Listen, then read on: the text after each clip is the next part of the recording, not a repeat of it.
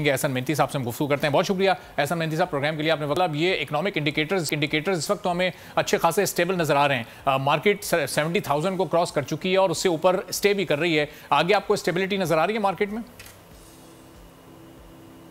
देखिए बिल्कुल, ये जिस तरह से IMF की स्टेटमेंट्स आ रही हैं को लेके, और ये जो कॉम्प्रिहेंसिवली हमने इस प्रोग्राम की जो रिव्यू था, जो फाइनल रिव्यू था, उसको हमने जो है वो IMF की जो इंडिकेशंस हैं वो यही हैं कि they are satisfied with all the performance, और वो अब गोइंग फॉरवर्ड जी जो है वो अपने बोर्ड की तरफ लेकर जाएंगे नेक्स्ट मंथ, प्रॉब्ली $1.1 बिलियन।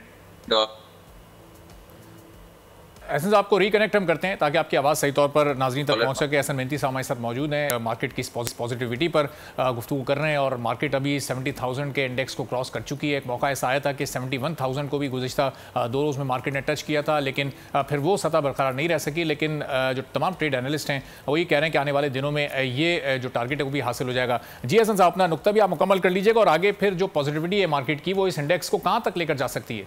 जी, ये तो अब इस वक्त हम देख रहे हैं कि ये रिकॉर्ड हाइज और यानी कि ये जो उसको क्रॉस किया हुआ है 71,000 के करीब मार्केट पहुंच रही है। और आई थिंक इसकी वजह यही है कि IMF जो है मुतमईन है। परफॉर्मेंस जो इंडिकेटर्स थे वो हमने पुर किए हैं। अभी आगे जाकर $1.1 बिलियन की जो ट्रांच हमें नेक्स्ट मंथ मिलेगी, अर्ली नेक्स्ट मंथ, उसके साथ हम ये भी देखेंगे कि सऊदी जो वफ्द आया था उसकी भी जो कुछ कमिटमेंट्स हैं वो भी सामने आएंगी, जिसमें रिकोडेक के $1.2 बिलियन के कमिटमेंट्स हैं। आई थिंक कि मोस्ट प्रॉब्ली सऊदी इन्वेस्टमेंट भी है और फिर IMF भी है, तो रुपी भी जो है काफी ज्यादा स्ट्रांग नजर आ रहा है, जिससे कैपिटल मार्केट काफी ज्यादा सपोर्ट है। और ऐसे साहब, ये मार्केट में जो इन्वेस्टमेंट का वॉल्यूम है इस वक्त जो पॉजिटिविटी है उसको देखते हुए क्या अभी मौजूदा दौर में वो बढ़ रहा है, इंक्रीज हो रहा है, या आने वाले दिनों में उसमें कुछ इजाफा हो सकता है?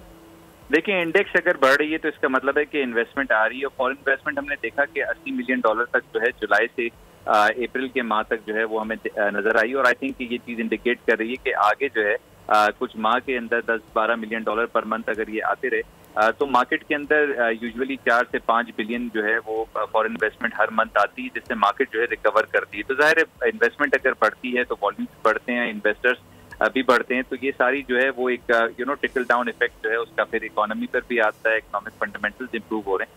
तो आई थिंक ये ओवरऑल पर्सपेक्टिव बहुत मुस्बत जो है इस वक्त नजर आ रहा है। और फाइनेंस मिनिस्टर हमारे इस वक्त ज़ाहिर है अमेरिका में उनकी बड़ी इंपॉर्टेंट मुलाकातें हुई हैं। उन मुलाकातों में जो पाकिस्तान के लिए IMF प्रोग्राम है वो उसकी हिमायत भी हासिल करने में पाकिस्तान अमेरिका से कामयाब रहा, तो उन खबरों का भी एक पॉजिटिव इम्पैक्ट मार्केट पर क्रिएट हुआ है कि सब कुछ स्मूथली चल रहा है। IMF की नेक्स्ट इंस्टॉलमेंट और फिर जो अगला बड़ा प्रोग्राम है IMF का वो बड़ा ईजिली पाकिस्तान हासिल करने में कामयाब हो जाएगा। तो ये सारे जो एस्पेक्ट्स हैं ये मार्केट पर अपना इम्पैक्ट क्रिएट कर रहे हैं।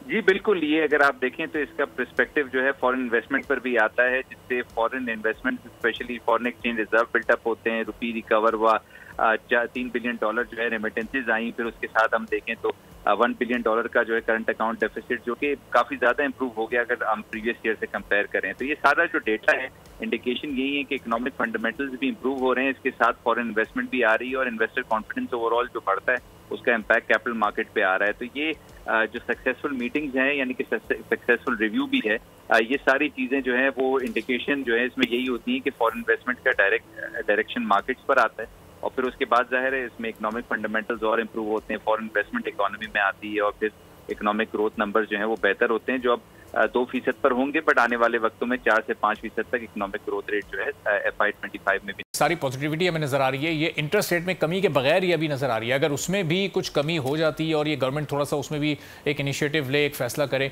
तो उसके कितने बेहतर असरात फिर मुरतब हो सकते हैं? इंटरेस्ट रेट अगर कम होता तो ये मार्केट और ज्यादा ग्रो कर जाती?